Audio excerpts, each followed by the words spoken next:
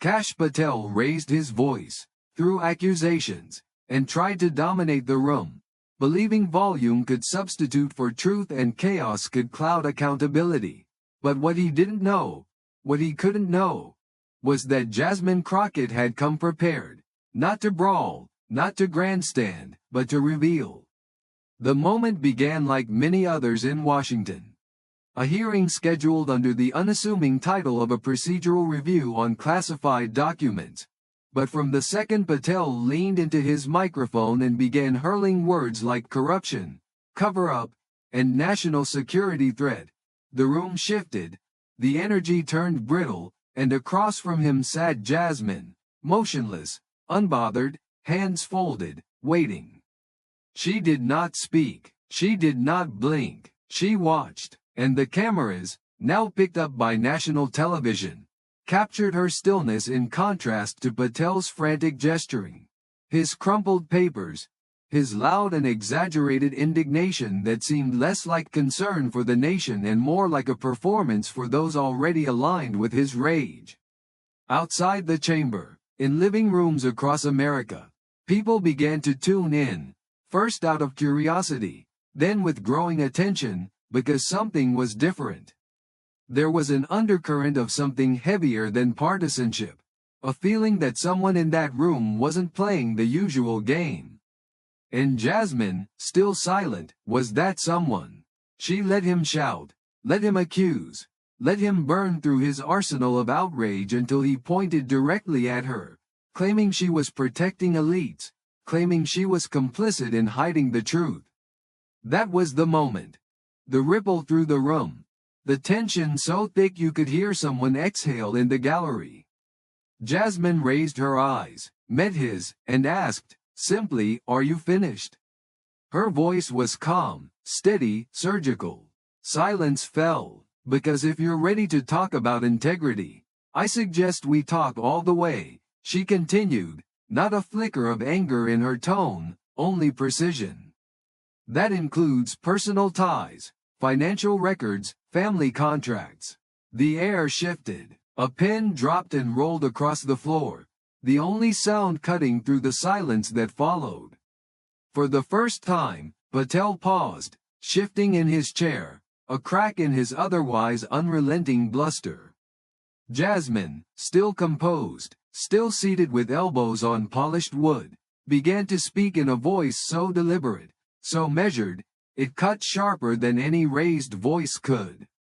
She spoke of Shield Corps Global, of contracts awarded without prior experience, of a consulting firm named Hallbridge run by Patel's brother-in-law, a name unknown to the public but very familiar to anyone tracking federal advisory payouts. She laid it out, piece by piece, like someone who didn't just suspect corruption but had read every line of the ledger. Patel tried to interrupt, but she raised a hand, not with aggression, but with authority, and said, "I'm not accusing, I'm asking. And I have the receipts if you're interested." He didn't respond. He couldn't, because Jasmine had just taken control, not through force but through fact. And in that moment, it became clear to everyone watching, this wasn't political theater.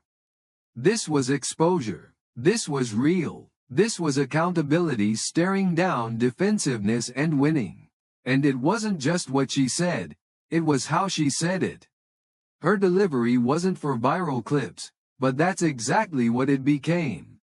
"Would you like me to read them out loud?" The phrase trended within an hour. Not because she shouted it, but because she didn't. That was the power. Because in a political landscape full of noise, she wielded silence like a weapon. The hearing was supposed to be routine, forgettable. But now it was unforgettable. Jasmine had changed the rules without asking for permission. She'd waited, watched, and then, with a single folder and a few questions, flipped the room and rewrote the narrative. Because she didn't need to dominate. She only needed to reveal. And when she did, nothing sounded louder than her quiet. Patel wasn't prepared for the kind of silence Jasmine wielded. A silence sharpened by years in courtrooms where truth didn't need volume to be heard, where lives hinged on restraint, not spectacle, and where the people who shouted the loudest were often the ones with the least to say. As he fumbled for a rebuttal, grasping for the fragments of his crumbling authority, Jasmine leaned into her microphone again, not to escalate, but to clarify, to make certain that every word was etched into the public record. She began listing the details, contract numbers, payment routes, names that weren't supposed to be known outside closed-door meetings.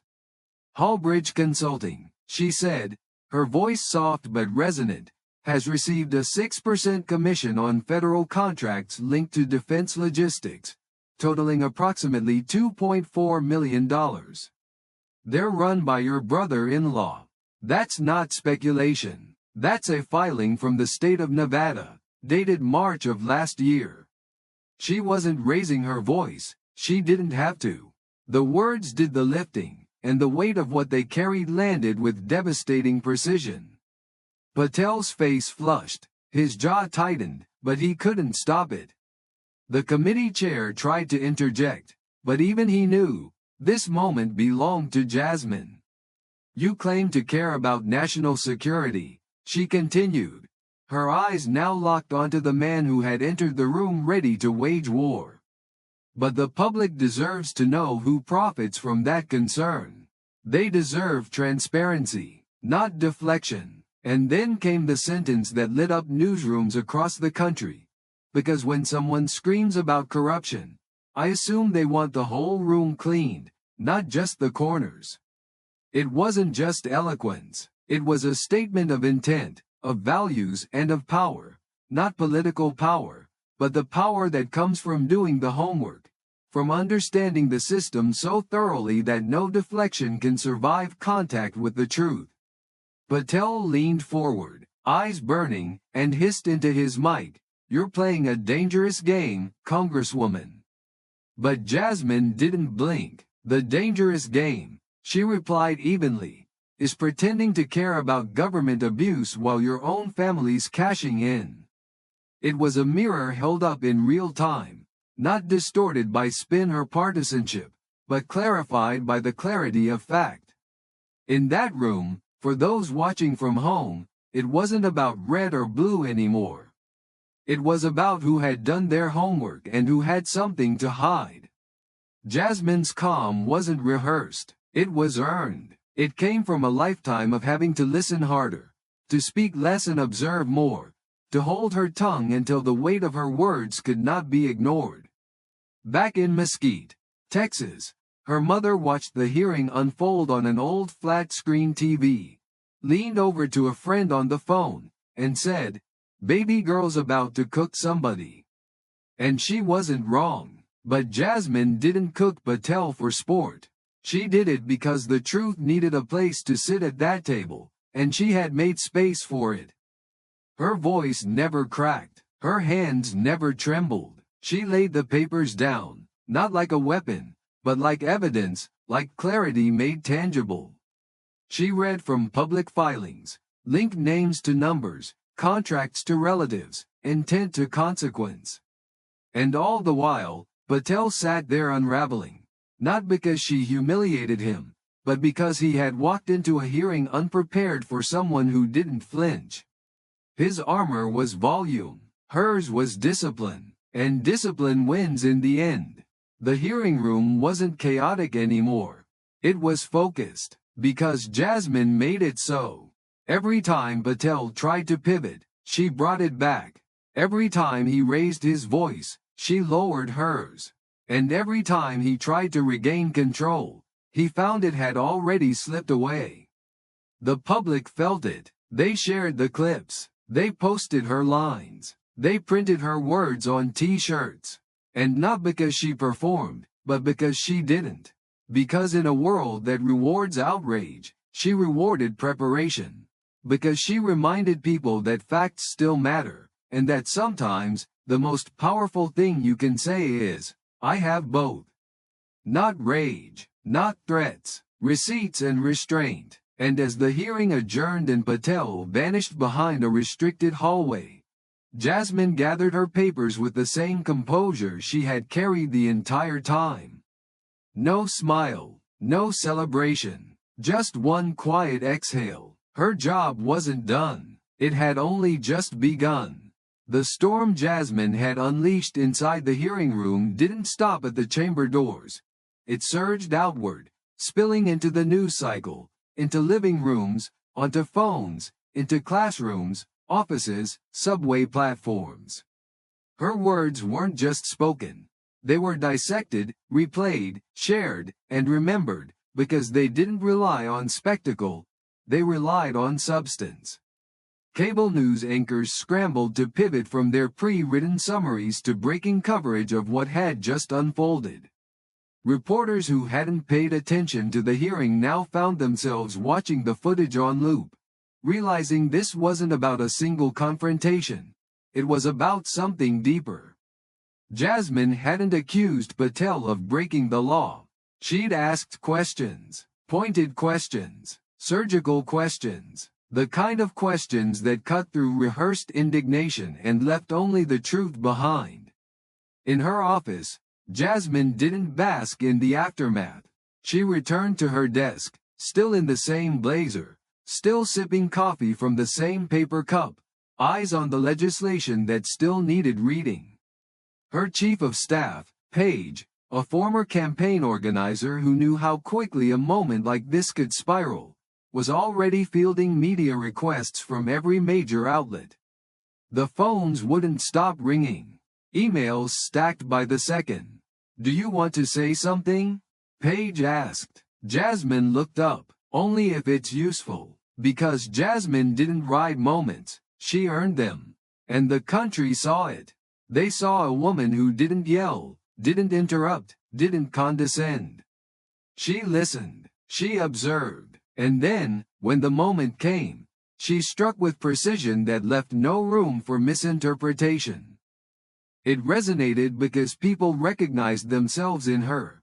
Not the titles or the seat in Congress, but the posture, the stillness, the knowledge of what it means to be overlooked, underestimated, talked over, and then to prove every doubt wrong, not with rage but with readiness.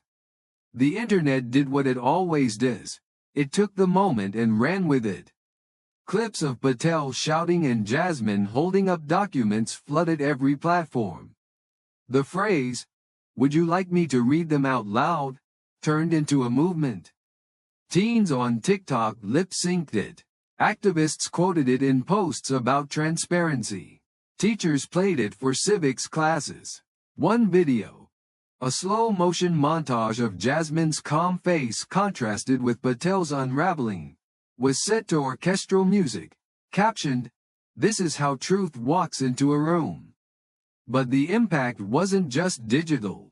People began digging. A Reddit thread compiled every federal contract Shield Corps had received.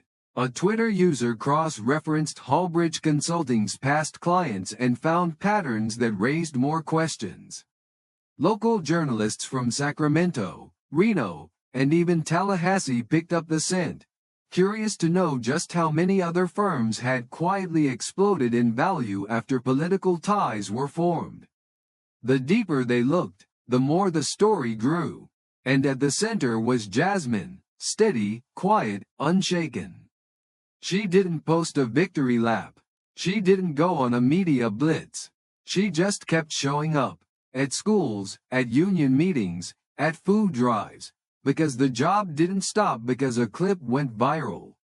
In fact, that moment wasn't a climax for her. It was a baseline. Her staff noticed it too. Paige watched as small dollar donations trickled in from places they'd never campaigned, Oregon, Wisconsin, Maine.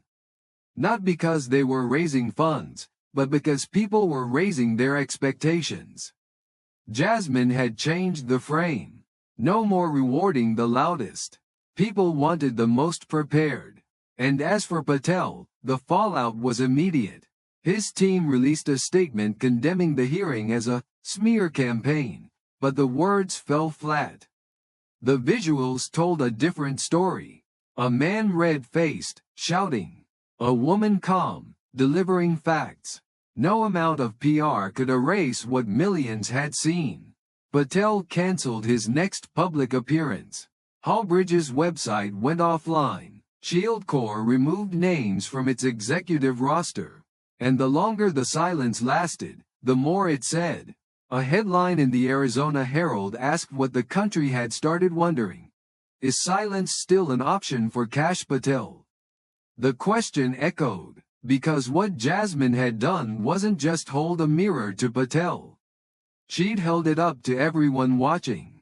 And she did it without once raising her voice. 3 weeks later, as headlines shifted and attention spans turned to the next outrage, something unusual happened. Jasmine Crockett's moment refused to fade, not because it clung to scandal or fed on spectacle, but because it settled into something deeper, something more human, more instructive, more necessary. In barbershops in Fresno, in laundromats in Dayton, in the teacher lounges of schools from Baltimore to Baton Rouge, people were still talking.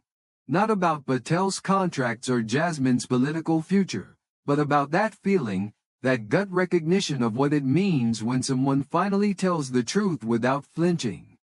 They remembered the stillness, the refusal to meet rage with rage, the way she didn't use her voice to overpower, but to clarify. In Baltimore, a high school civics teacher named Yvonne McKnight played the hearing for her students during a unit on government ethics. After the clip, she asked, "Why do you think she didn't interrupt him?" A girl in the back answered without pause, because she knew he was already doing the damage himself. That answer rippled through the classroom because it was the answer everyone watching had felt but hadn't quite put into words.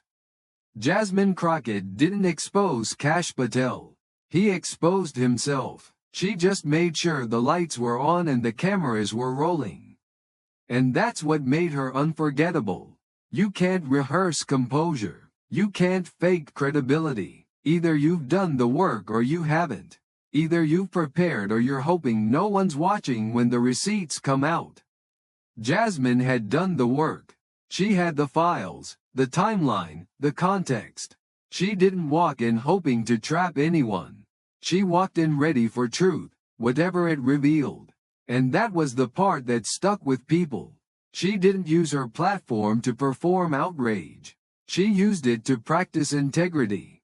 And in a climate where yelling had become mistaken for leadership, her quiet precision felt like a revelation.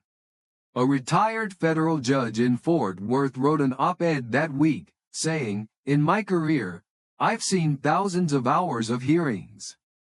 Very few moments carry the truth so plainly that they require no commentary."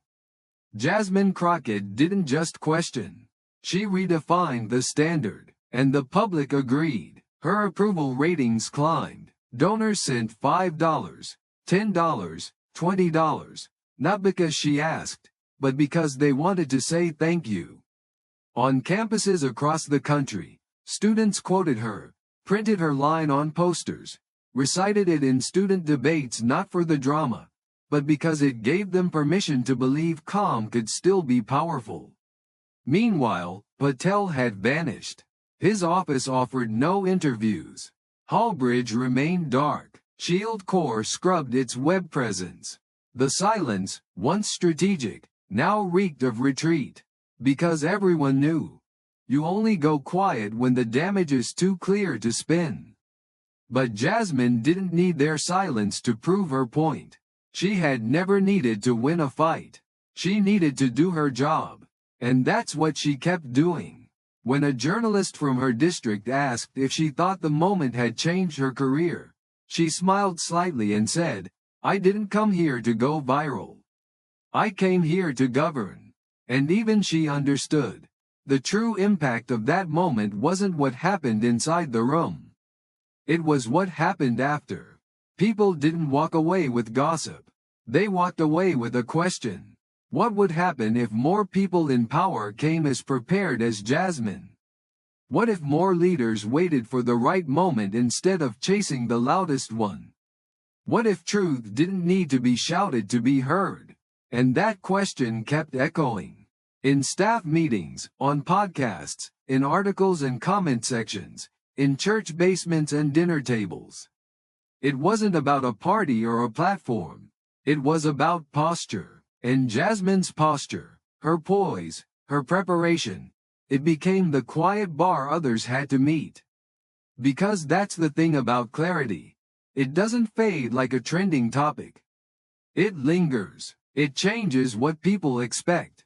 It reminds them that power doesn't always wear a raised voice. Sometimes, it wears a calm one. One that simply says, "Would you like me to read it out loud?" And waits, because it already knows the answer. And as that quiet clarity continued to ripple outward, it began transforming not just the way people viewed Congresswoman Jasmine Crockett, but the way they viewed leadership itself.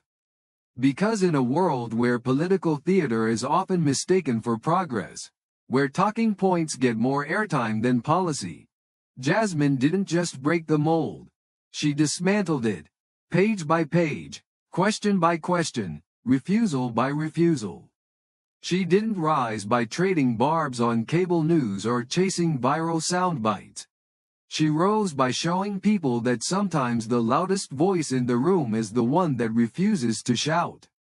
In Los Angeles, a group of law students gathered in a campus cafe, printing shirts with her now iconic line.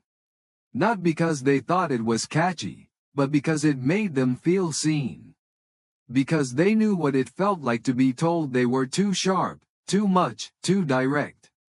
And here was a woman who had been called all those things, and still showed up with facts, with composure, and with something that couldn't be dismissed: the truth.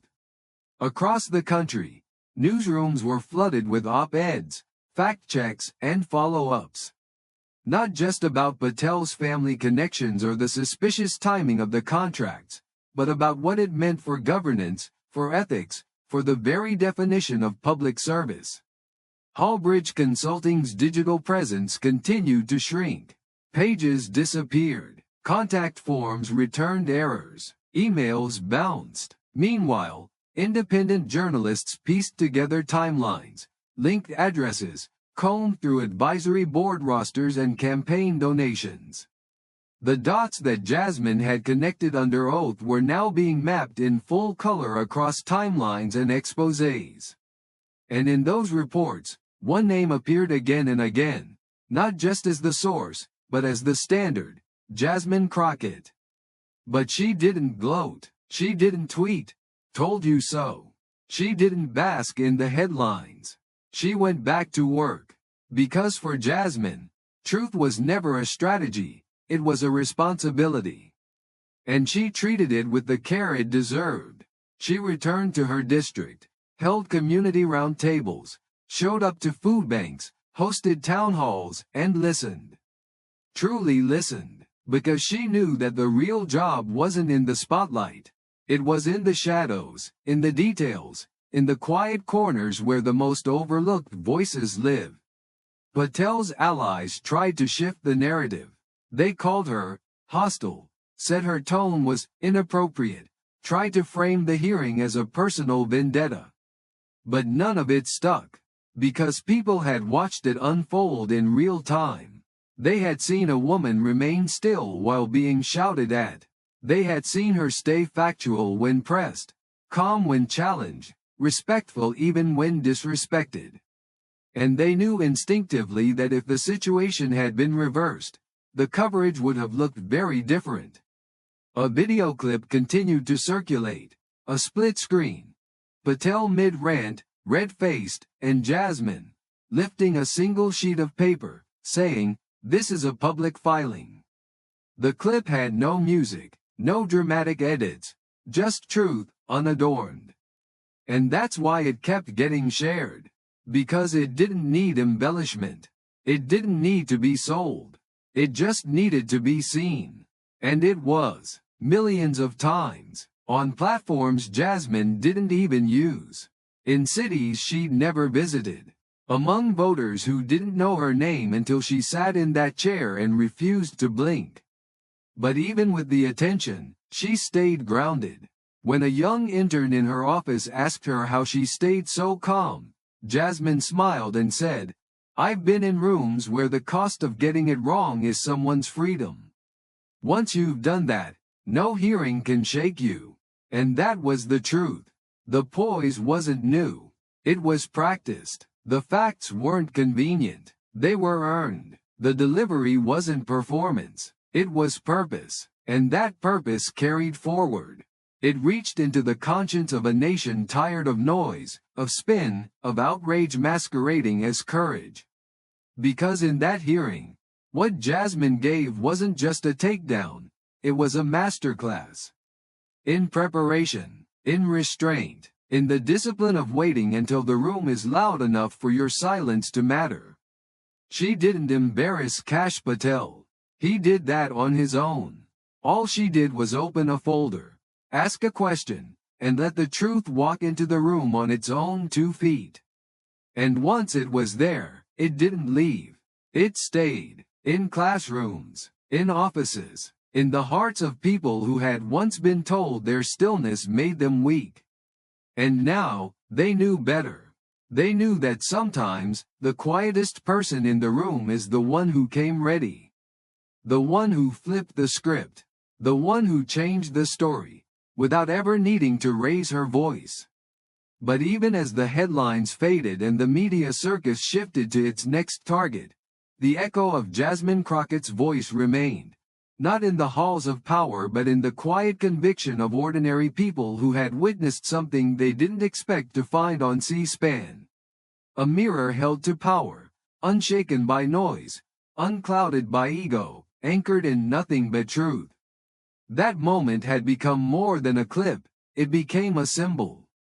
In Kansas City, a group of schoolteachers began their Monday morning meeting not with announcements, but with a playback of Jasmine's hearing, followed by 10 minutes of silence and reflection, because they said it reminded them what dignity under pressure really looked like. In Detroit, a group of nurses pooled together funds to send a thank you bouquet to her office, writing only, "For speaking how we wish we could." In Fort Worth, Jasmine returned to her normal schedule. No entourage, no media fanfare, just her staff, her notes, her district, and her relentless commitment to showing up. Because she hadn't done it for applause. She'd done it because that's what she was elected to do. And even though she understood the power of that moment, she refused to let it change her. "I still have to read every page," she told Paige with a shrug. Going viral doesn't change the bill text. But Paige knew, and Jasmine knew too, something had changed. Not the job, but the expectation. Because people had seen that truth didn't need to be dramatic to matter. It just needed to be prepared, delivered, and placed firmly on the table, like Jasmine had done with those now famous documents. And Patel, his silence deepened. No lawsuits, no counters, no explanations, just a slowly unraveling legacy of what-ifs and half-truths. Hallbridge's name was now permanently attached to Jasmine's moment, not because she had wanted it, but because it had earned its place there, not as a villain, but as an example. A case study in how proximity to power can't shield you from the public eye when someone refuses to blink. The House Ethics Committee issued a statement weeks later, confirming that the materials Jasmine submitted would be entered into the permanent hearing record. No further comment, no ruling, but everyone understood. The silence was telling. And as newsrooms moved on, Jasmine stayed still, not stagnant, grounded, focused. She didn't need another viral moment. She didn't need a victory lap. She just needed the next hearing, the next vote, the next conversation where the truth could be brought forward, page by page. Because what she had shown wasn't just courage, it was conviction, the kind that doesn't waver in the face of power, the kind that doesn't buckle under attack, the kind that doesn't need a camera to stand firm. And so the story didn't end in that room. It began there. It began when millions of people saw themselves in the way she didn't flinch, in the way she waited, in the way she said just enough. Because that's all the truth ever needs. A woman in Charlotte, North Carolina, wrote a letter to Jasmine's office that simply said, "For the first time in years, I felt like someone in power was on my side. Thank you." A college student in Seattle posted, "I didn't know who she was until last month. Now she's the reason I changed my major to political science."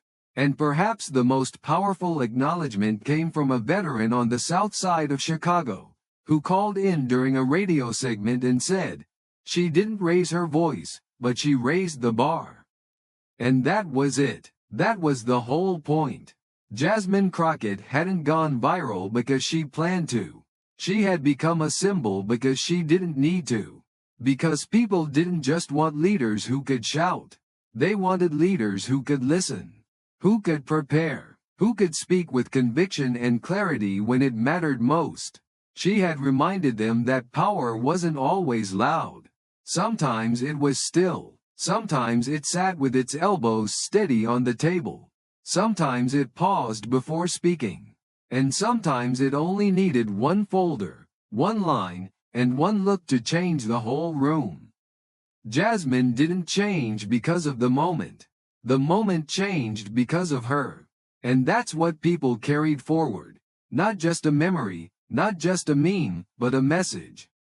That in a world full of noise, truth is quiet. And when spoken by someone who's done the work, it doesn't need to shout. It only needs to be said. Once, clearly, and for everyone to hear.